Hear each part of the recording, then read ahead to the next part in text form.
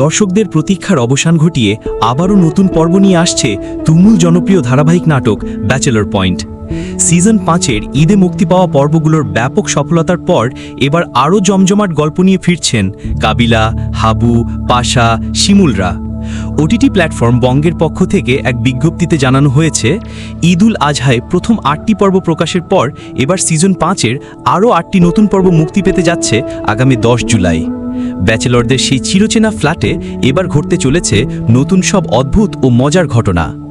এবারের পর্বে হাবুর সংসারে বজরা জাকিরের আগমন গল্পের নতুন মোড় আনবে।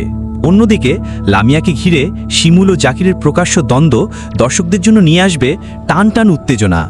তবে সবচেয়ে বেশি আকর্ষণের কেন্দ্রবিন্দুতে থাকবেন মতলব চরিত্রটি। তার আগের সিজনের কাণ্ডকারখানাগুলো যেমন দর্শকদের হাসিয়েছে, তেমনি নতুন পর্বেও থাকছে আরও অনেক বিস্ময়।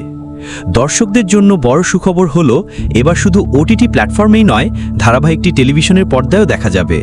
আগামী 10 জুলাই থেকে প্রতি সপ্তাহের বৃহস্পতি ও শুক্রবার রাত 7:50 চ্যানেল আইতে প্রচারিত হবে ব্যাচেলর পয়েন্ট সিজন 5।